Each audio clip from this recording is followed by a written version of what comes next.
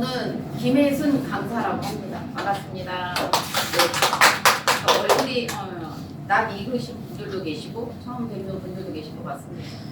저는 유치원부터 대학생까지 아이들 수업을 좀 진행을 많이 했고요. 그 다음에 이제 뭐 성인, 노인까지 뭐 개인적인 상담을 조금 하고 있습니다. 그래서 아이들을 많이 제가 이 일을 한 지가 17년이거든요. 그러니까 얼마나 다양한 아이들을 만났겠어요. 저는 월요일부터 토요일날까지 일이 있는 사람이거든요. 그러니까 쉬는 날은 딱 일요일 하루입니다. 그래서 토요일날까지 일을 하는데 토요일날까지 만나는 대상은 나이층이 다양하지만 그럼에도 저는 아이들을 가장 많이 만나는 사람이 아닐까 싶습니다. 그것도 똑같은 아이를 만나는 게 아니라 새로운 아이를 또 많이 만나게 되는 케이스라고 볼 수 있는 거죠. 그래서 오늘의 주제는요. 사실 자녀를 먼저 하는 것이 우선일까 나를 먼저 하는 것이 우선일까 라는 생각을 좀 해봤을 때 여러분들은 나를 먼저 하는 게 우선일까요? 자녀를 먼저 하는 게 우선일까요? 아버님들이 생각하시고 자녀가 우선이다. 예. 다른 분들도 동의하세요? 내포 같으세요. 모자가. 예. 어떠세요? 자녀다? 안 그러면 나다. 자녀? 나. 어떻게 생각해요? 제가 저를 잘 알아야지 더 잘. 나를. 자, 3대1입니다. 그죠? 사실 자녀를 이해를 해야 되는 것은 맞는데 나를 이해하지 못하면 자녀 이해가 되질 않아요. 그래서 저희가 첫 번째 강의는 나를 알아가는 것, 이것이 이제 오늘의 주제입니다. 그래서 나를 알아가는 시간인데 특히 이제 주부님들은 그래도 이런 강의를 들을 수 있는 기회가 많이 있잖아요. 그리고 뭐 콘텐츠를 통해서 볼 수 있는 시간이 많은데 아버님들은 나를 알아가는 시간이라는 게 별로 없을 것 같아요. 나를 알아가는 시간이 언제이실까요? 나를 알아간다.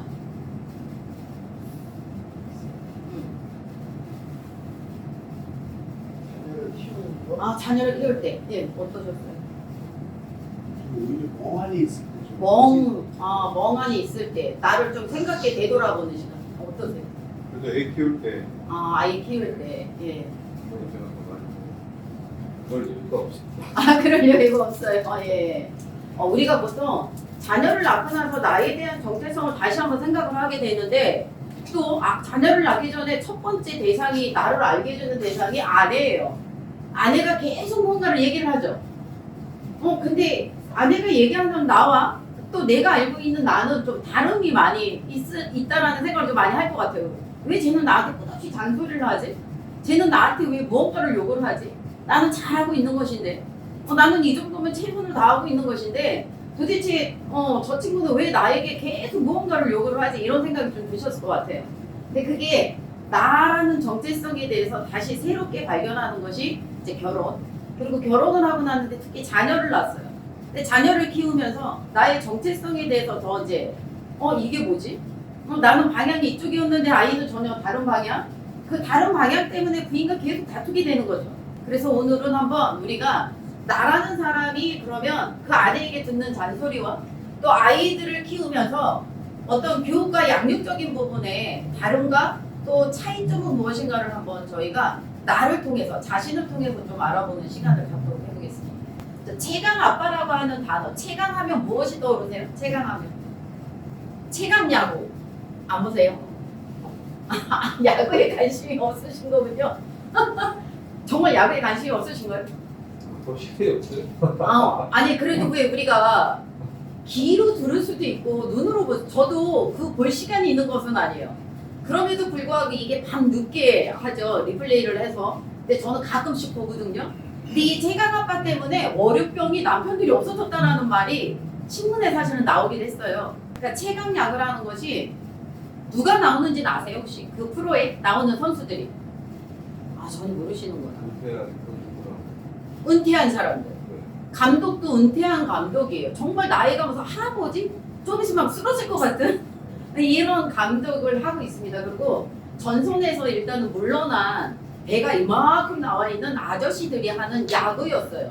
그래서 인기가 없었어요 처음에. 그런데 그것을 하다 보니까 시간이 지날수록 사람들의 관심을 갖게 됐죠. 그 관심을 갖게 된 이유가 뭐냐면 배 나온 아저씨들이 나도 배가 나왔는데 저렇게 도전해 볼 수 있는 거야. 나도 배가 나서 나도 은퇴할 수 있는데 그 은퇴라는 것이 은퇴가 아니구나. 저렇게 누군가의 삶 속에서 열심히 살고 있구나라는 것을 알 수 있는 프로가 최강 야구였다라는 것이에요. 그래서 이 최강 야구라는 프로 때문에 제가 최강 아빠를 썼습니다. 그래서 이 최강이라는 뜻이 무엇일까요? 최강. 어떤 분야에서 가장 뛰어난 어떤 무리의 팀에서 최강팀 하면 가장 뛰어난 팀이라고 이야기를 할 수가 있습니다. 그래서 오늘 6분이지만 최강의 팀이 될 수 있을 거라고 생각을 하고 제가 그래서 이 최강 아빠라고 하는 타이틀을 갖게 됐습니다. 자, 오늘 강의의 기본 전제는 이거예요. 자녀는 존중받아야 할 독립된 인격체이다. 독립성을 지녀야 된다라는 말이 가장 중요하다라고 볼 수가 있습니다. 자, 그래서 이것을 전제적으로 우리가 실천을 해야 되는 것은 우리가 먼저 부모 자신, 그 다음에 자녀의 이해에서 시작이 될 수가 있는데 이 부모 자신과 자녀의 이해된다람이 오늘 강의의 주제처럼 나를 먼저 이해를 하는 것이 중요하다라고 이야기를 했죠. 그래서 오늘의 실천의 목표는 자녀보다는 나를 이해하는 것이 오늘의 실천의 목표라고 볼 수가 있습니다. 아버님들은 자녀에 대해서 얼마큼 믿음감을 가지고 있을까요? 믿으세요? 안 그러면 불안하세요? 안 그러면 좀 나는 믿는다. 이 마음이 한 100의 기준이라 그러면 한 70%는 믿어. 근데 30%는 좀 믿을 수가 없어. 이런 마음을 가지세요? 안 그러면 어떤 자녀에 따라서 첫째는 100%의 신뢰감이 있을 수도 있지. 근데 둘째를 보니까 그 믿음감이 생기지가 않아. 이런 생각이 들죠. 그러니까 자녀마다 다를 수 있다는 거예요. 그렇지만 그 믿음감이라는 것이 아이들은 부모가 나를 믿어주네. 이것 자체가 성장하는 것에 있어서 행복감을 주는 거죠. 근데 나는 왜 그런 자녀를 믿지 못할까라는 질문을 던져보는 거죠. 왜 자녀를 믿지 못할까? 나는 그럼 어렸을 때 어떨까 이런 생각을 조금 해보는 시간. 자, 그러면 이런 질문을 많이 하잖아요. 나는 그 디너 하덜이네요 오늘. 나는 좋은 부모인가? 나는 제대로 아이를 양육을 하고 있는 것일까? 근데 우리가 양육이라는 것은 질과 양 모든 것을 표현을 할 수가 있어요. 근데 나는 양적인 것은 다 해줘. 이렇게 추운 날 보일러 틀어줬고 너가 원하는 패딩을 예를 들면 나는 10,000원짜리지만 나는 너에게 100만원짜리를 해줬어. 나는 운동화를 싼 거를 신지만 너에게는 비싼 운동화를 사줬어. 난 양쪽으로 너무 잘하고 있는데 이것이 나에게 있어서는 부모의 역할을 참 잘하고 있다라고 생각을 하고 있지는 않을까. 그러니까 좋은 부모는 그럼 우리는 생각을 해보죠. 나는 좋은 부모인가? 나는 제대로 아이를 양육하고 이런 생각을 굉장히 많이 하게 됩니다. 자, 부모됨이라는 것이 무엇일까? 부모됨. 자, 우리가 부모됨이라고 하면 여러분들이 일단 좋은 서적을 찾아봐요. 또 미디어도 보게 됩니다. 특히 주부들이 더 많이 하죠. 이런 것들은. 그리고 내 아이에 대해서 어떠한 아이로 키울까라는 것 때문에 여러분들이 자료를 좀 보기 위해서 많이 찾아보게 되는 것이죠. 근데 아버님들은 좀 덜 할 수 있어요. 어떤 정보를 얻는 것이. 그러니까 부모의 좋은 됨이 되기 위해서 좋은 글귀나 좋은 말 이런 거 들으세요 혹시? 어떠세요? 유튜브가 잘 돼 있으니까. 그런 거 강의 들으세요? 그거를 보시는 이유 혹시? 좋은 부모가 되려고. 그거죠. 근데 그 좋은 부모가 돼. 그래서 부모됨이라는 것은 무엇이다라고 하는 것 때문에 여러분들이 콘텐츠를 많이 보시게 되는 거라고 볼 수가 있습니다. 이제 이 부모가 되면 이 부모됨이라는 것보다는 아이됨에 더 강조를 많이 하고 저희가 살아요. 그럼 아이됨이라는 게 뭐냐면 부모로서의 느끼는 가치관, 부모로서 느끼는 신념, 부모가 그동안 살아왔던 것들에 대해서 내 아이에게 뭐를 만들어줄까요? 똑같은 신념을 만들어주는 거예요. 똑같은 가치를 만들어주는 거죠. 그래서 우리가 살아온 경험에 의한 가치, 신념, 우리가 중요하게 여기는 거 이런 것들을 그 아이에게 있어서 뭐를 해요? 요구를 하죠. 넌 이렇게 살아야 돼. 넌 이런 아이가 되어야만 해. 넌 이런 사람이 되어야만 한단다라는 것을 강조를 하고 있다는 거죠. 유독 어떤 부분에 있어서는 더 강조를 하는 부분이 있을 거예요. 그것이 의식주의 문제 안에서 이루어지든 안 그러면 이 아이의 생각이나 이런 가치관에 있어서 이 요구를 하든 우리는 부모됨이 결과적으로는 아이됨이라는 것을 강조를 하고서 살아가는 경우가 많이 있다라는 것입니다. 자, 그러면 체크라는 부분이에요. 자, 그럼 부모됨이 아이들에게 있어서 자, 부모는 아이의 벌과 같이 아이 성장에 중요한 사람이라고 생각을 하시나요? 그러면 체크예요. 자, 머릿속에 생각을 해보십니다. 부모는 아이의 거울과 같다. 여러분들이 인정하시나요? 체크해요? 체크가 안 되시는 분. 체크해요? 어떠세요? 체크라고 생각을 하세요? 키우시면서? 난 아닌 것 같아. 내가 보는 내 거울과 아이가 비춰진 거울의 모습은 좀 달라. 이런 분도 계실 것이에요. 제가 한 몇 분 전에 아이마다 다르기 때문에. 그래서 어떤 아이는 거울에 빗대었을 때 나랑 너무 닮아 있어. 성격이 안 그런 외모가. 이것은 좀 다를 수 있어요. 자, 그럼 부모의 역할은 아이마다 다르기 때문에 정답이 없다. 여러분이 이렇게 생각을 하세요? 정답이 없다. 고개를 끄덕이시지만 정답을 놓고 아이를 키우시고 계시다라는 것입니다. 우리는 정답이 정해져 있어요. 아이들에게 있어서 그 정답을 강요를 하게 되는 것이죠. 아니 그거 틀렸어. 아이가 풀 수 있는 기회를 줘야 되는데 아니 답 1번이야. 빨리 1번 써라고 우리는 이야기를 하게 되죠. 근데 아이는 싫은 거예요. 자기는 한 1번도 좀 체크해보고 싶고 2번도 체크해보고 싶고 3번도 좀 체크해보고 싶은데 아빠는 바로 나오죠. 신발 똑바로 신어. 그 신발 잘못됐잖아 라는 이야기를 하게 되는 거죠. 그러니까 이미 그냥 우리는 정답이 있는 거예요. 정답을 잊고 나서 우리는 아이들한테 얘기를 하죠. 빨리 생각해봐. 너 그렇게 해요. 아빠가 하라 그랬어. 또 빨리 생각을 해봐. 근데 우리는 이미 정해진 답을 놓고서 아이들한테 얘기를 하면 아이들이 사춘기 10대 아이들이 저한테 그럽니다. 오른쪽으로 가도 왜 오른쪽으로 가냐고 그러고 왼쪽으로 가도 왜 왼쪽으로 가냐고 이야기를 한다라고 이야기를 해요. 그러다 보니 우리는 이미 맞춰진 답에 있어서 그럼에도 불구하고 부모 됨이라는 것은 계속 우리에게 뭘 강요를 해요? 하나의 정답이 없어요. 하나의 정답이 없으니 답을 좀 찾아가게끔 해주세요라고 계속 얘기를 하는 거죠. 근데 이 얘기를 들어도 우리는 왜 변하지 않을까요? 왜 변하지 않아요?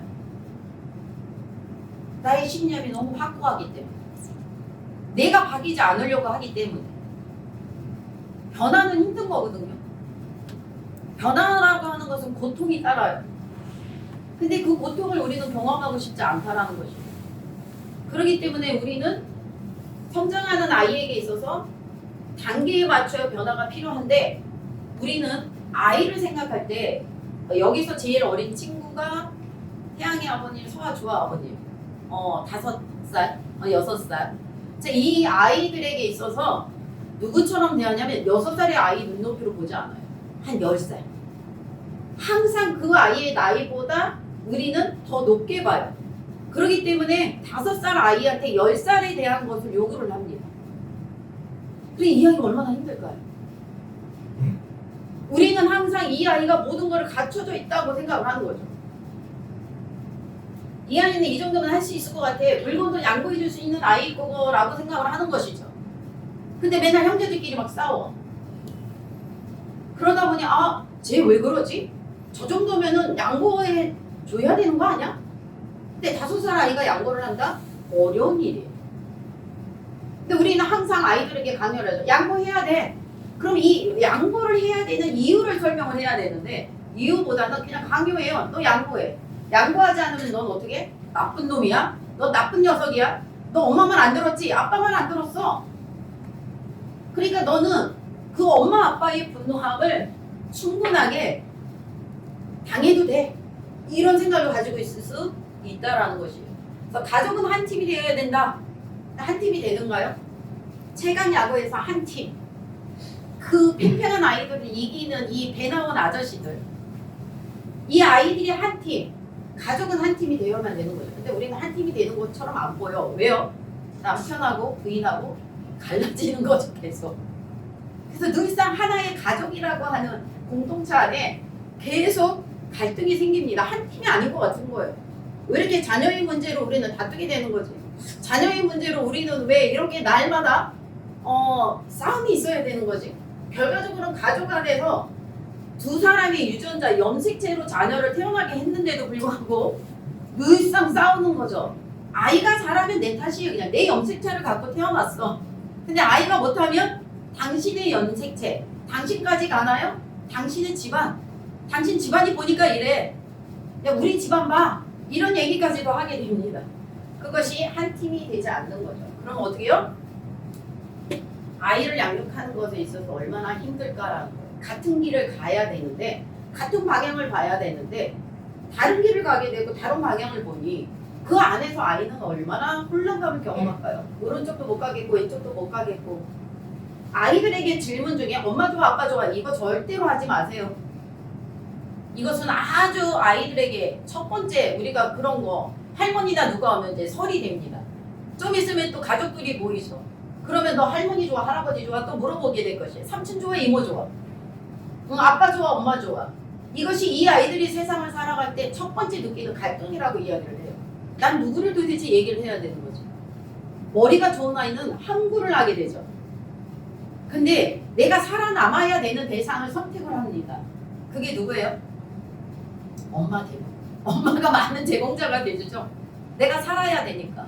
그렇지만 아빠는 힘이 있어. 아빠는 이 집에 능력이 있네? 그러면 그 아이는 아빠를 선택을 하게 되는 거죠. 그런데 아빠는 참 좋은 사람이야. 이렇게 생각을 해도 아빠를 선택하게 됩니다. 자, 그러다 보니 부모의 역할 안에서 이제는 서서히 지쳐가게 되죠. 우리가. 그래서 뭐를 해요? 책임을 피해요. 아, 알았어. 네가 해 이제. 네가 해서 맡겨놨어. 그런데 애가 맡겨놨더니 망난이야. 맡겨놨더니 제대로 안 되고 있어. 그러니까 어떻게 해요? 너 밖에 나가서 일할래? 내가 애 키워볼게.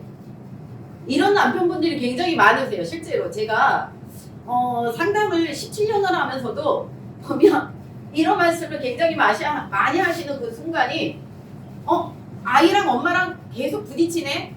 그러다 보니 내가 키우면은 그 부딪힘이 없을 것 같은 거죠. 그러다 보니까 당신이 가서 돈 벌어올래? 나 차라리 애 키우는 게 나을 것 같아. 쉬워 보이거든요. 그래서 이런 것 때문에도 싸우게 되는 거죠. 근데 여러분 절대로 바꾸지 마세요. 이 양육과 이 교육이라는 것이 쉽지가 않아요. 차라리 밖에 나가서 돈을 버는 것이 훨씬 더 좋은 일입니다. 그것은 꼭 여러분들이 명심을 하셔서 절대 바꿔달라고 하면 바꾸지 마세요. 저는 이렇게 말씀드리고 싶습니다. 그 정도로 자녀의 교육이라는 건 굉장히 힘듭니다. 자, 부모의 역할에 대해서 빈 공간이에요. 자, 앞에는 무엇이 있어요? 자, 적어보도록 하겠습니다.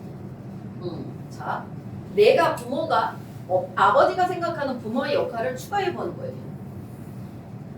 하나를 쓰셔도 되고 둘을 쓰셔도 되고 상관없습니다. 자, 지금은 쓰는 시간이에요. 자, 아버지의 역할을 특히 더 써주시거나 부모의 역할을 써주셔도 너무 좋아요. 아무거나 상관없습니다. 자, 우리가 누군지를 모릅니다. 자, 우리 여기서부터 예, 내가 누군지 한번 많은 분들한테 소개를 할 수 있는 만큼 하시고 쓴 것을 한번 이야기를 해보도록 하겠습니다. 예. 예, 낯설죠? 그렇지만 주부님들은 다 이런 거 합니다. 왜 해야 돼요? 내 아이가 이런 아빠의 모습을 좋아한다라는 거 아세요? 자랑스러워합니다. 예. 저희 막내 아빠 하고요. 이번에 막내는 초등학교 1학년 초등학교 3학년 올라가고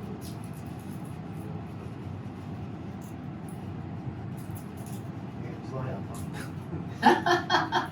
예. 자, 두 아이 아빠. 그 역할에 대해서 뭐라고 쓰셨는지 아까. 생각해보죠. 예, 괜찮아요. 당연하죠. 예. 작성한 게 없어요? 패스. 예, 그 다음. 일남이녀고요. 예, 일남이녀. 일남일녀. 예. 일남이녀. 나이가 지금 20살. 음, 연인은 좀 나이 차이가 있어서 그러면서 이제 부탁했다고. 고등학교 들어가. 예. 여기 지금 이 시간에 이렇게 나와서 있는 것도 네. 정말 노력을 한다. 아, 노력을 한다. 제 자신에 대한. 네네네. 멋진 말씀이시죠. 별큰 문제가 어떻게 보면 없을 수도 있고, 이게 문제일 수도 있고, 사소한 그 차이가 큰 어떤 결과를 낳을 수도 있다. 지금 아까 처음에 말씀하셨듯이 다 돈 벌어가지고 이렇게 해주고 있는데 온도에 되는지 처음에 이제 거기서 막혀 있어. 그게 조금 지나면 이게 그렇구나. 또 뭘 자꾸 알아갈수록 사실 불편해요. 그거를 알아가면 알아서 자꾸 주위에서 뭐에 대해서 저 자신을 부르니까 사실 불편해. 굉장히 불편한 건 지금까지 멋대로 막 내가 좀 크게 잘못된 게 없으면 살았는데 사소한 거 남처럼 비슷한 거 사소한 걸 고치려고 하니까 힘들어요. 아, 사소한. 자, 여기에서 아까 얘기하셨잖아요. 문제로 보면 문제인 거고 문제로 안 보면 문제가 아니다. 이 말이 굉장히 중요합니다. 그러니까 자식 자체가 문제가 있지는 않아요. 근데 우리가 그것을 문제로 바라본다라는 것은 아까 이야기한 것처럼 나의 신념, 나의 가치에서 벗어나기 때문에 문제화로 보는 거죠. 그러니까 그것을 받아들이고 인정을 한다는 게 굉장히 중요하다고 볼 수가 있는데 그게 오늘 부모 역할 안에서도 굉장히 중요한 부분이라고 볼 수가 있습니다. 그러니까 여러분들은 자녀를 키우면서 오늘 아침에 아마 여기를 데리고 오는 순간도 문제라고 생각한 것들이 굉장히 많을 거예요. 이것이 문제이고 이것이 문제인 거고 차 안에서 떠드는 아이가 문제였을 것이고 일찍 가자고 하는 아이가 누긋누긋하게 하는 것도 문제라고 생각을 했을 거예요. 그것이 우리가 부모 대면에서 그게 문제로 볼 것이냐 그러면 당연히 나이가 어린 아이는 차 안에서 당연히 떠들어야 되는 게 맞는 거죠. 그것에 대해서 공감해주지 못하는 게 더 이상하다고 볼 수 있어요. 그렇지만 우리가 중학생 아이가 정말 5학년 5살 아이처럼 떠든다 이건 문제가 있는 거죠. 그러니까 그것을 어떤 관점으로 바라보느냐가 굉장히 중요하고 나이 연령대가 중요하다고 볼 수가 있을 것 같습니다. 저는 딸아이 하나 있고요. 올해 이제 고등학교 올라가. 동갑. 예. 근데 딸아이가 너무 저랑 똑같은데. 간단한 게 성향이. 예, 성향 자체가 저랑 똑같으니까. 그러니까 저랑 똑같은데 저보다 더 심한 거야. 그 분위기가. 그러다 보니까 이제 엄마는 저와 딸과 다르게 이제 성향이 완전히 다르고. 그러다 보니까 이제 자주 이렇게 트러블이 발생하더라고요. 그러니까 아이가 잘못했을 때 반응이 있으면 저는 사실 그 친구를 이해를 하거든요. 제가 왜 저러는지 알겠어. 근데 엄마는 이해를 못하고 막 이렇게 되게 답답해하더라고요. 엄마는. 그 아이와 저도 중요하지만 이제 엄마 가치관과 제 가치관을 좀 이렇게 중립시킬 수 있는 뭔가 답을 찾고 싶더라고요. 그런 부분에서 좀 저는 찾아보는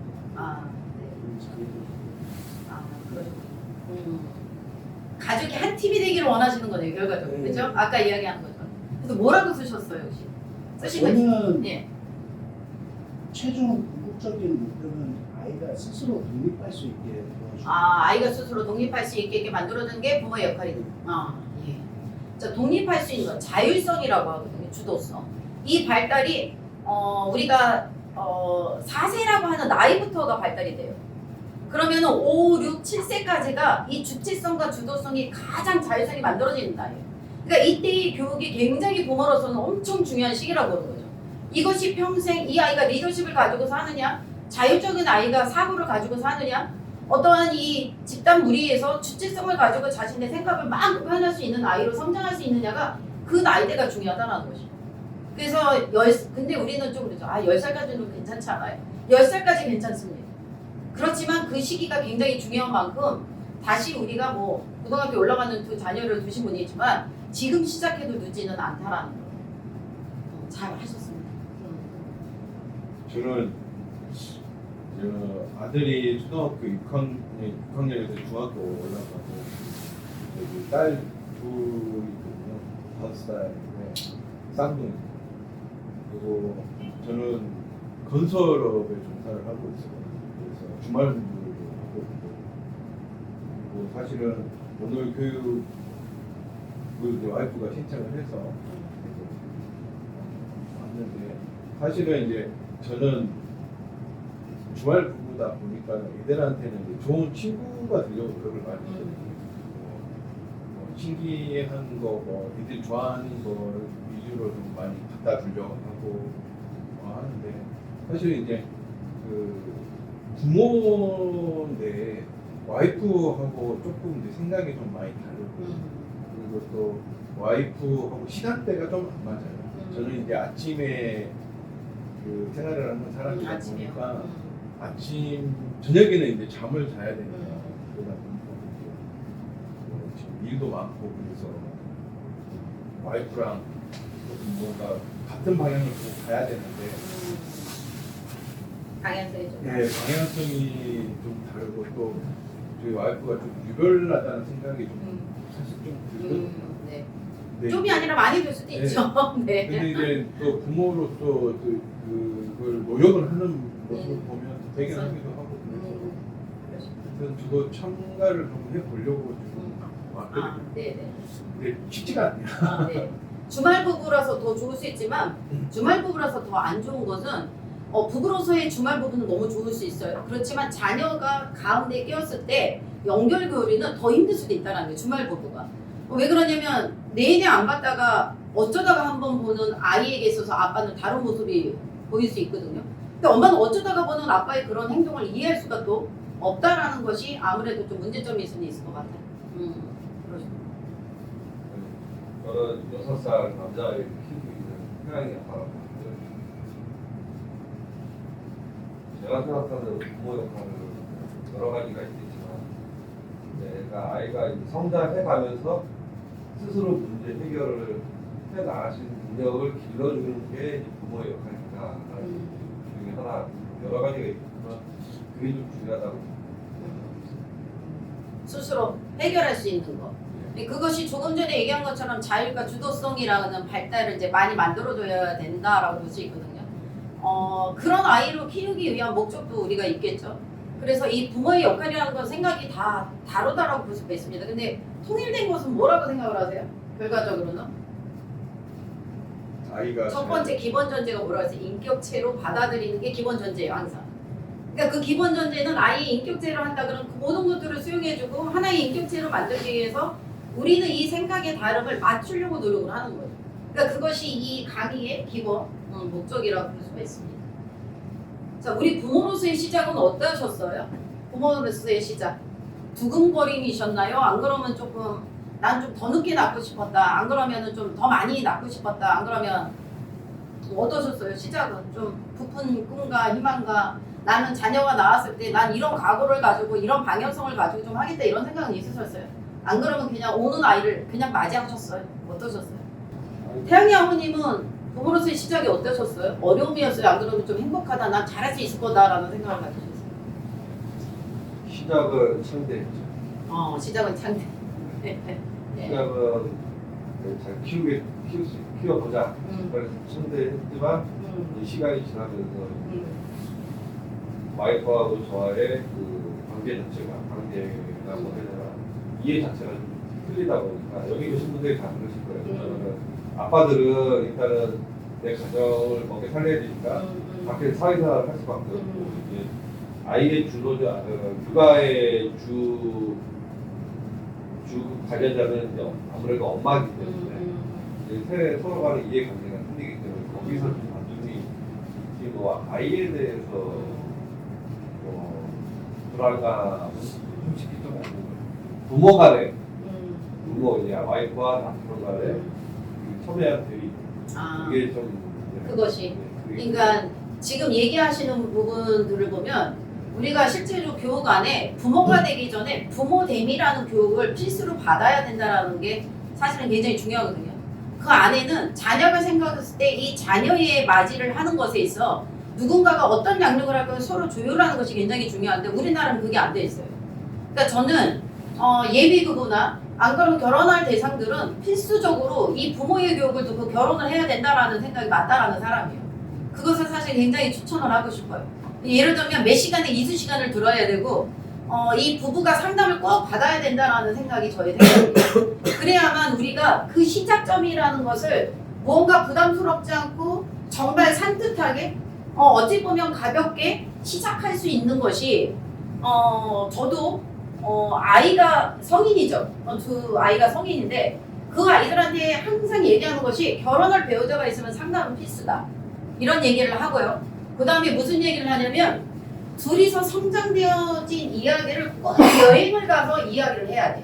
내 성장은 어땠어? 나는 어떤 친구들이 좋았으며 나는 이 어떤 부모의 유형이었어 라는 것을 꼭 이야기를 하라고 해요. 그것은 뭐냐면 이 부모로서의 시작은 나로부터 시작이 되는 것이에요. 나라는 사람, 내가 어떤 생각을 가지고 나는 자라온 환경이 어땠을까 이게 굉장히 중요하기 때문인 것이죠. 그래서 우리는 그러면은 어떤 부모가 되기를 선택했을까라는 것이죠. 근데 그 선택하지 않고 그냥 부모가 된 경우도 많이 있어요. 생각해보지 않고 부모가 된 경우도 많이 있는 거죠. 다둥이 이 세 자녀를 두신 우리 주아 아버님은 저는 이제 사실은 결혼을 하고 2달 만에 애가 들어서가지고 사실은 이제 와이프랑 조금 신혼생활을 좀 즐기고 좀 하려고 했는데 2달 만에 애가 들어서가지고 이제 부모가 됐죠. 그리고 이제 쌍둥이는 이제 첫째를 케어를 잘 못해줬어요. 일도 바빠서 그때 한참 그 주말 부부였어서 그래서 이제 애를 한번 둘째를 한번 가져볼까라고 이제 의학의 힘을 좀 빌렸죠. 근데 갑자기 쌍둥이가 덜컥 들어서서 사실은 지금까지도 좀 어렵죠. 왜냐면 독방 육아를 와이프가 혼자 생활을 보고 있으니까. 세 아이를 키운다라는 게 쉽지는 않죠. 특히 쌍둥이를 키운다라는 건 굉장히 힘든 일이라고 생각을 합니다. 하나도 힘든데, 그죠? 그래서 잘 해내고 있다라고 생각을. 우리 제일 또 중학생 이상의 두 분은 어떠신가요? 저는 결혼 자체는 일찍 했고요. 27에 했는데 흔히 말하는 게 철이 없었죠. 네, 결혼하게 된 계기는 집사람이 그 사람 이런 것보다 이 여자는 걸 해야 되겠다는 어떤 뭔가가 있더라고요. 그 와중에 그래서 하게 됐는데 이제 집사람이 연상이다. 네. 이제 저는 조금 더 즐겼으면 좋겠다. 집사람은 빨리 바뀌고 하는데 정말 힘들게 이제 가져서 아이를. 근데 그때까지 아이가 한 2~3살 그러니까 흔히 말하는 게 소통이 아이와 저와 소통이 되기 전까지는 제가 봐도 제가 철이 없었거든요. 그런 거에 대한 개념도 없었고 아이를 낳아야 된다는 건 남들 하니까 약간 말씀하셨던 것처럼 그런 것도 있었고 근데 익히 많이 이제 물어보긴 했죠. 여기저기 선배들이나 이런 사람들한테 물어보니까 들은 건 있는데 막상 내가 닥쳐보면 이거는 들은 거에 100배가 넘는 거예요. 들은 얘기에 네. 100배가 넘어 실제로 해보니까. 너무 힘드니까 저도 모르게 약간 이제 집사람한테 미루고 어려서 피하게 되더라고요. 근데 조금 시간이 지나서 의사소통이 되고 뭔가 이렇게 아이와 주고받는 게 가능해지니까 그 다음부터는 뭔가 재미가 있더라고요. 그때부터. 네, 그 다음부터는 좀 많이 바뀐 것 같아요. 그 이후로는 이제 아이와 엄마가 어디 같이 다니는 게 저랑 이렇게 같이 다니는 거 저도 재밌고 아이도 재밌고 그렇게 되더라고요. 그러니까 그게 컸던 것 같아요. 취향이나 성향이 다르다 보니. 근데 지금은 되게 잘 하고 있다고 착각을 하고 있는 것 같은데. 아버님이. 네. 어떠세요? 어떻게 맞이하셨어요? 어떻게 처음에 시작은? 좋은 여자가 있으니까 또 결혼했으니까 이게 하나의 또 순서고 그런 거다 생각하는데 뭐 부모, 자식, 본인 이런 거에 대해서 좀 더 깊이 있게 들여다보고 있었으면 실제는 아마 아이를 안 낳았을 텐데 좀 더 나가면 결혼 안 했을 텐데 네. 근데 지금 뭐 집사람이나 아이들 만나서 뭐 대처하고 뭐 그런 게 아니라 너무 좋아하고 너무 사랑하고 그리고 가장 기쁘고 내가 했던 일이 하려 했는데 그게 이제 어떤 상처 없이 지금 같은 경우는 내 책임이다 이런 게 되게 많고 결혼했기 때문에 또 내가 무엇을 어떤 해야 된다 자식 때문에 내가 무엇을 해야 된다 라는 책임감이 좀 많이 좀 이렇게 짓누르는 게 있지 않았죠. 그러니까 자꾸 뭐 아이나 결혼이나 이런 거에 대해서 아까 처음에 말씀하셨듯이 자성심이 같은 내가 무엇을 하는 무엇이라서 제 여식 얘기를 하면 솔직히 너무 긴 거예요. 게임만 하고 근데 거슬려 저 뜨는 것도 관계가 없거든요. 근데 그 아침에 이제 어디 같이 가야 돼요. 어제까지는 안 깎았어요. 깎는데 계속 그게 걸려. 걸려. 그러니까 나가려고 할 때 깎았니? 깎아라고 했는데 깎아야지 모이는데 그랬는데 어제 저녁에 깎았어. 할 것도 아니고 좀 되는 거고 내 손톱도 아니고 오늘 성인의 손톱인데 그것도 내가 또 그러는가 깎으라 뭐하라. 아무것도 아니고. 할 수 있다. 지가 알아서 다 하는데 그걸 못 지켜봐요. 어디서 제가 진짜 지켜봐 주는 게 힘들더라고요. 그걸 워낙 조금 지켜보는 게 상당히 어떻게 보면 회사가 제일 크네. 서로 정해준 규칙대로만 일을 일을 하면 해주니까 되니까. 그래서 바꾸지 말라는 거예요, 역할을. 여러분들이 회사가 훨씬 더 나았다라는 거죠. 힘들지만. 지금 말씀하셨잖아요, 또. 그냥 알아서 할 걸. 알아서 할 텐데. 그지 그것에 대해서 막 개입하고 관여하고 하나부터 열까지 나는 그것에 대해서 이야기를 해야 될 필요가 있나? 지금 얘기하시는 건 그럴 필요가 없다라는 것을 이제 자녀를 조금 더 성장을 시켜보니 안다라는 거죠. 그러니까 여러분들이 너무 개입하지 않아도 된다라는 거예요. 자, 우리가 여기 안에서 자, 이 시작은 어땠을까? 부모가 되기를 왜 선택을 했을까라는 질문에 자, 사랑과 애정의 욕구 때문에 여러분들은 결혼을 하신 거죠. 그 다음에 사랑과 애정의 욕구, 또 소속적인 욕구 때문에 자녀를 낳은 것이에요. 그리고 한국 사람은 뭐 때문에? 종속. 종속이라는 것이 내 모럴 혈통. 나를 뭔가 지켜준다는 그런 의미는 지금은 없어요. 근데 지금도 여전히 우리가 생각하는 것은 나의 혈통을 무언가가 단절시키고 싶지 않아. 이런 생각 때문에 자식을 낳는 경우도 있다는 거죠.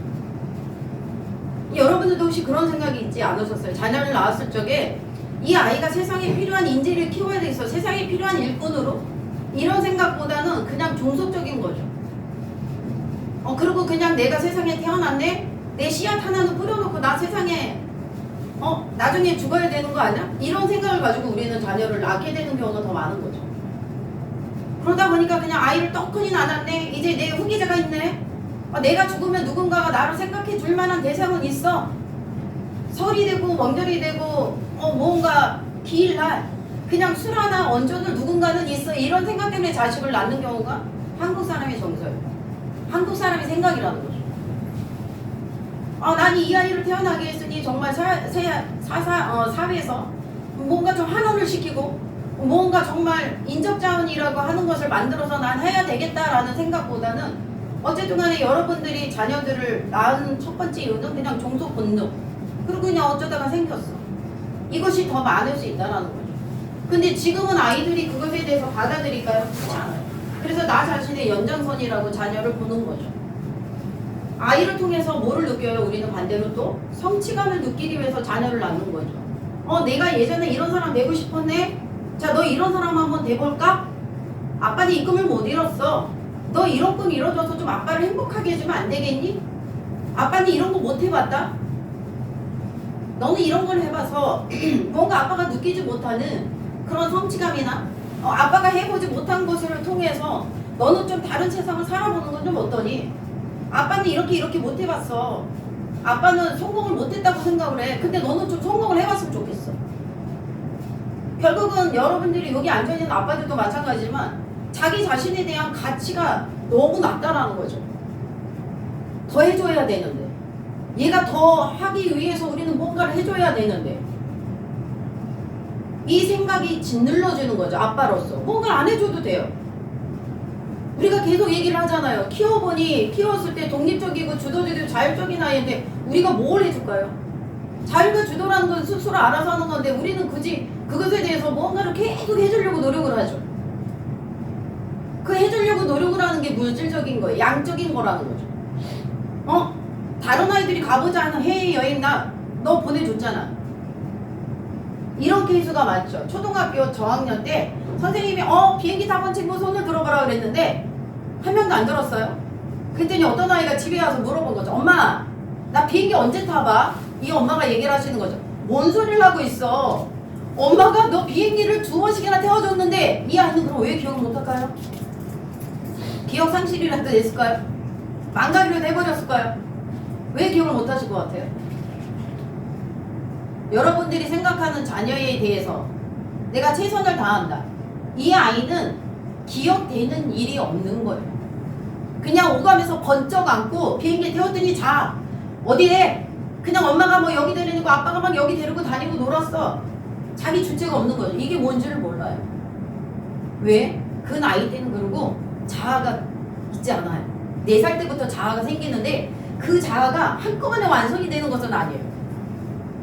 그 안에서 내가 설계를 하고 내가 계획을 하고 내가 주체성이 돼서 뭔가를 해봐야 되는데 아이들은 따라다니기 바쁘죠. 그래서 아이들은요 행복하지 않은 거예요. 근데 부모님들은 무언가를 계속 주말이 되면 그냥 나가야 된대. 막 어디도 가야 되고 어디도 가야 되고. 아이들은 부모님들이 생각할 때 아버님 생각했을 때 그리고 좋은 것은 뭐예요? 데리고 나가면 내가 덜 볼 수 있으니까. 그래서 데리고 나가는 거죠. 데리고 나가면 그냥 마음껏 뛰어놀거든. 말하자면 책임 회피예요. 그래서 아이들은 아버님들도 생각을 해보세요. 어렸을 때 부모님들이 어디를 데리고 다니고 놀러 갔다 와서도 기억되는 게 있을까요? 없어요. 근데 내가 주체가 됐으면 기억을 하게 된다라는 거예요. 그래서 여행은 어느 때 많이 해야 돼요? 중학생 이상이 됐었어요. 반대로. 그럼 지금은 여행을 가고 놀이터를 간다 그래서 즐거워. 순간적인 그것은 쾌락의 즐거움이에요. 이 행복이라고 하는 여운의 지속적인 것이 없는 거예요. 순간적인 쾌락감. 아이들에게 있어서 설문지를 10대 딱 10대들에게 설문지 조사를 했습니다. 미국, 중국, 일본, 한국. 자, 우리가 중국의 아이들은 무엇을 미래의 인생의 목표로 삼을다라고 생각을 하시고 계세요? 중국 애들. 미래의 목표. 뭘까요? 정답 없어요. 그냥 생각나는 거 얘기하시고. 성공. 어? 성공. 성공. 성공이라고 생각하세요? 중국의 10대 아이들의 인생 미래의 목표는 부예요. 돈. 돈만 있으면 돼. 이거예요. 그럼 일본의 친구들은 뭘 것 같아? 일본. 응? 어디? 성공. 성공. 성공. 와, 그 성공 흔히는 그런데 일본은 달라요. 관계예요. 예. 놀랍죠? 일본 사람들은 관계를 중요시 여긴다라는 거예요. 비즈니스적인 부분이 굉장히 많죠. 그러니까 이 관계 안에서 성공, 나의 미래. 자, 그러면 미국은 뭘까요? 미국이라는 나라가 이 강대국이라는 것을 아직도 유지할 수 있는 뭘 것 같아요? 가족이. 놀랍죠? 가족이 한 팀이 되셨을 때 그 나라는 성공을 할 수밖에 없는 나라라는 거죠. 한국의 아이들은 뭘까요? 여행. 즐거움, 쾌예요, 쾌. 이게 외국 사람들이 바라보는 우리나라의 10대들의 가장 염려가 되는 게 즐거움이 쾌락. 그래서 우리 아이들이 뭐를 해요? 마약, 게임, 노는 거. 이런 것들에 대한 즐거움만을 찾아가는 것이 10대, 20대의 아이들처럼 보여지기도 하는 거죠. 그런 아이들을 보면서 왜 저렇게 살아야 될까 우리는 바라보지만 내 자녀가 그렇게 될 수도 있다는 것이죠. 그래서 우리가 이런 욕구 때문에 자녀들을 낳았어요. 다른 이유가 또 있을까요? 자녀를 낳은 이유. 아까 말씀하신 것처럼 어쩌다 생겼어. 그렇지만 생겨나서 이 아이가 뭔가를 잘 되기를 바라는 목적이 있다 그러면 그거는 그런 목적 때문에 자녀를 낳지는 않았을 거예요. 그렇죠? 그리고 부모한테 그러면 뭐 효도할 수 있게끔? 이거는 전혀 여러분들 기대하지 않으세요? 하세요? 아니, 효도할 거다. 물질도 좀 어느 정도 막 용돈도 엄마 아버지한테 줄 것이고 좀 성공을 해서 좀 이름 석자 내려서 예를 들어 뭐 임영웅이라는 이름을 날려서 그 부모가 그 할머니가 정말 대스타가 된 것처럼 이런 아이가 나에게 만들어줄 거다 이런 기대감 때문에 자식을 낳았을까요? 그렇진 않았을 거예요. 그죠? 그러니까 생각해보니까 없어요. 여기다 적으면 놀만한 게 특별하게 없는 거죠. 내가 내 자녀를 낳아놓고 나서 여기에 나와 있는 것처럼 이거 세 개 외에는 특별하게 여기에 머릿속에 좀 떠오르는 게 없어요. 우리의 떠오르는 게 있으세요? 많이 있을 수 있지만 딱 이거라고 단정을 내려서 여기에다가 이유를 쓰기에는 없어요. 이거 말고는. 그러니까 우리가 자녀를 낳고 자녀를 키우는 것에 있어서의 우리의